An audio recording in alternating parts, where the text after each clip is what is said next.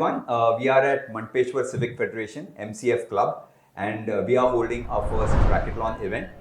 With me, we have KK Cheema sir, who is the president of Racquethlon India. Now, we'd like to discuss a little bit about new kids and parents and their point of view.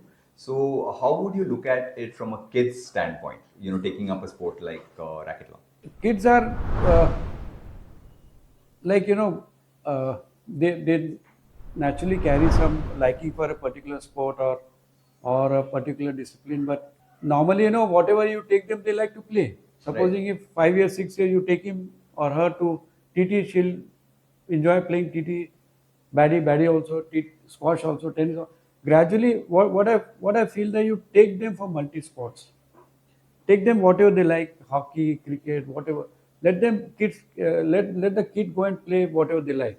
Gradually, after some time, they start showing their liking or interest for a particular sport. Okay. So in that, they can plan it out whether they'll go for badminton, TT, or squash. Basically, spot the talent Spot across. that, yeah, and see their potential. Okay. Some kids they may not be very good for outdoor sport. They will be good for racket games, so you can plan it out with them, and then as they move with the age 9 and 10, that time you can make out that they are suitable for all that, or Okay. for which discipline they have the potential by discussing with various coaches and with known friends and all, and then gradually as they move, and sometimes some kids they have got liking for more of racket sports. Okay. So they can be encouraged Compared to football or hockey or something like that. Prefer because it depends, like football or hockey or cricket or not. They're beautiful games, but sometimes they develop fear of the ball. Right. So then they don't want to go for that kind of a sport. They want to go for individual sport. So the chances of injury or getting injured by some opponent is not there. Parents play a very important role in this development piece. So from a parent standpoint, आपकी क्या सलाह है?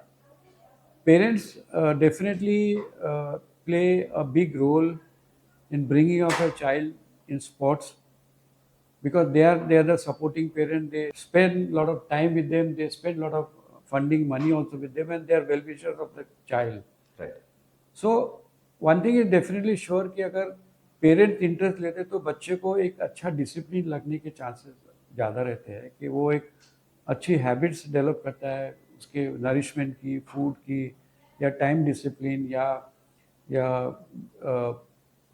get involved with a lot of healthy habits. Right. Otherwise, most of the time, kids, what we feel now, they're more keen and interested in social media. Right. Yes. They are more interested in going in for outdoor parties and also.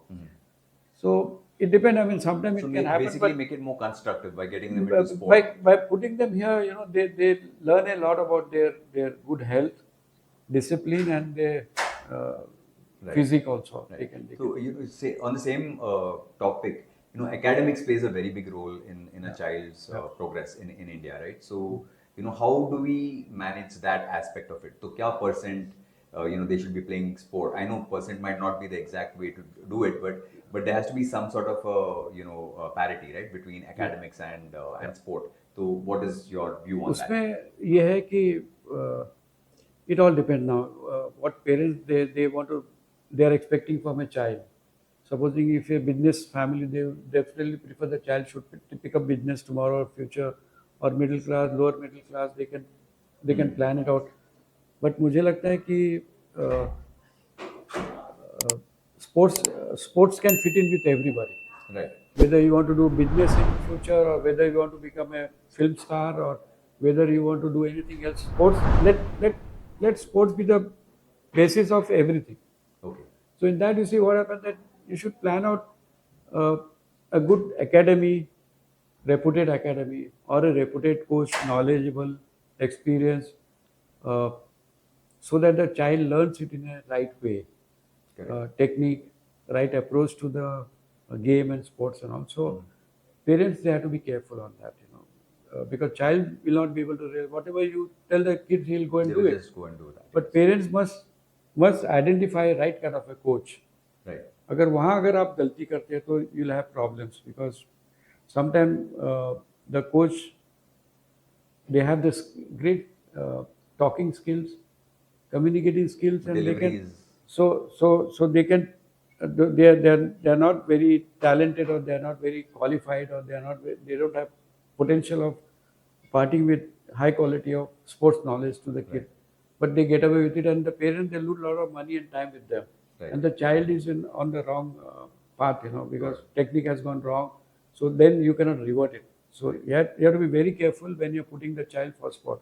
Right. Make sure that you get a right kind of a guide. Right, and there's a fine line there as well. So, because normally what happens is, suppose the child turns out to be an excellent athlete, right? Yeah. And then, there's a coach that's actually training him. And now what happens normally, like we see, is the child or the sports, the athlete will take that limelight, and the coach is suddenly, nobody knows who it was, or, it gets changed.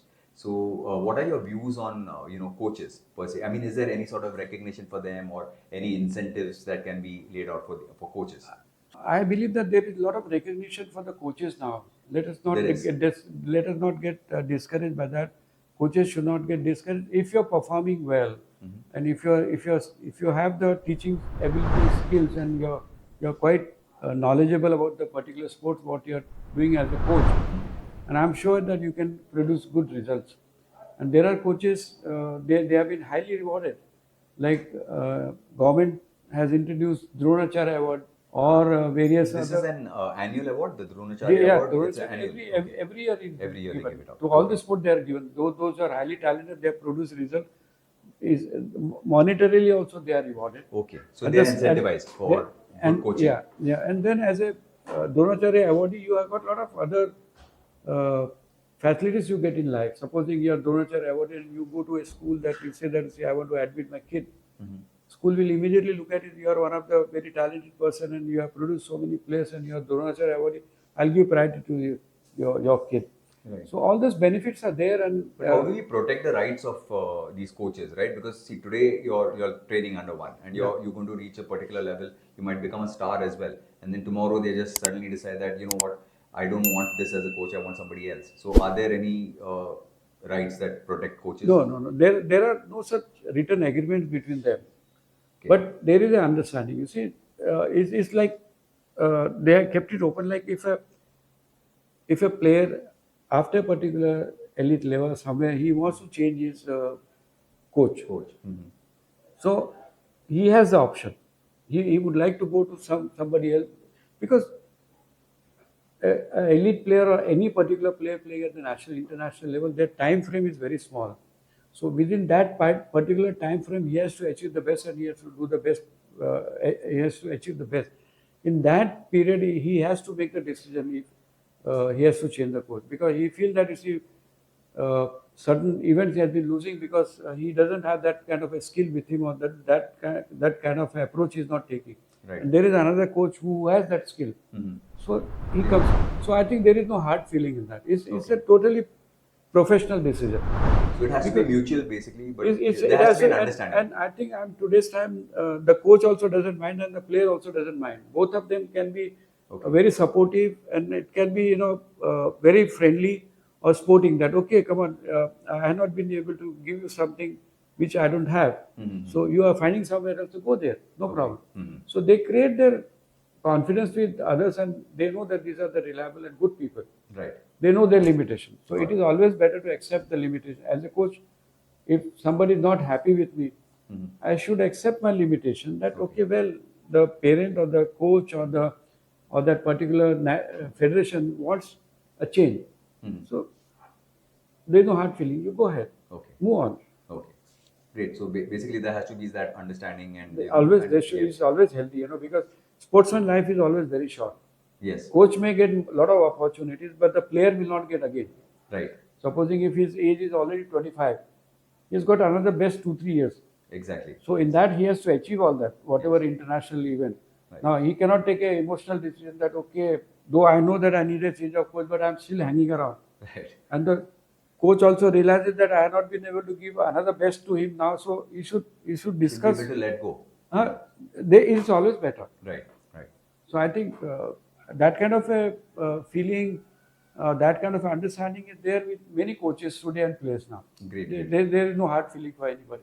So again, great valuable insights from Sir here for regarding coaching and understanding how kids should view the sport, how Yeah. parents should view the sport, and a mutual understanding between coaches and kids. So thank you very much again. I think this was another very good segment. Thank you for very us. much for having me here. Thank you. Rohan, thank you very much.